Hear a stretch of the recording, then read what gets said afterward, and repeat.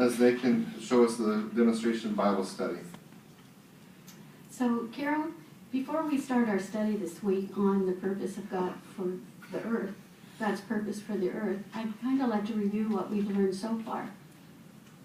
Well, that paradise was lost, but God intends to restore paradise.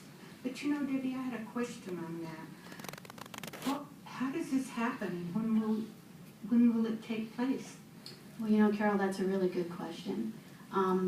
Let's go to Matthew 24:3, and we can see who else was curious about this. Can you read that for me?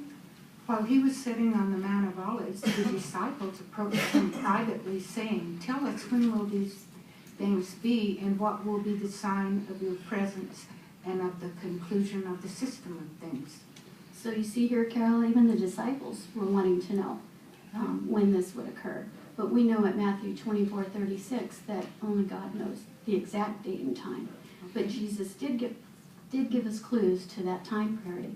So let's continue on with our study and see if we can pinpoint that time frame. Can you read paragraph 6? It says, "When will God bring an end to evil on earth?" Jesus gave a sign to indicate when the end would be near. Present world conditions threaten man's survival and show that we now live in the conclusion of this system of things. So, and you know, Carol, those signs can be found at Matthew 24:7 through 14. But let's read 7, 8, 9, and 14. Can you read that? It says, "For nation will rise against nation and kingdom against kingdom, and there will be food shortages and earthquakes in one place after another. All these things are a beginning of pains of distress. Then people will hand you over to tribulation and will kill you, and you will be hated by all the nations on account of my name." Do you want me to read all that? And 14, please. And 14. "And this good news of the kingdom will be preached in all the inhabited earth for a witness to all the nations, and then the end will come." So wars and food shortages, we see that today. You're right, but have we seen it at such a time where it's been so unprecedented? Not like it is now. Exactly. So, you know, Carol, did you also notice what verse 14 said about the preaching work? It said it would be preached in all the inhabited earth, and then the end would come. Yes, and you know, that's being accomplished now through Jesus, or under Jesus' direction throughout the whole world. So, before we go on to paragraph 7, let's read Isaiah 25:8. And this scripture will help us to see what blessings, once it has occurred, that are in store for mankind. Can you read that?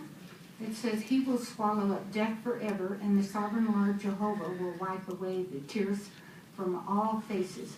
The reproach of his people he will take away from all the earth, for Jehovah himself has spoken it." Okay, let's read paragraph 7. It says, "During Jesus' 1,000-year rule from heaven over earth, he will bring all suffering to an end. Besides serving as king, Jesus will act as high priest and will cancel the sins of those who love God.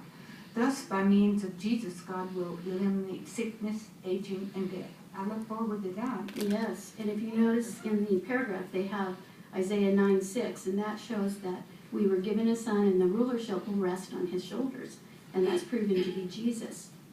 So, you know, Carol, what an exciting time that we're living in now. And have I answered your question concerning Yes, you have. So thank you so much. that? Okay.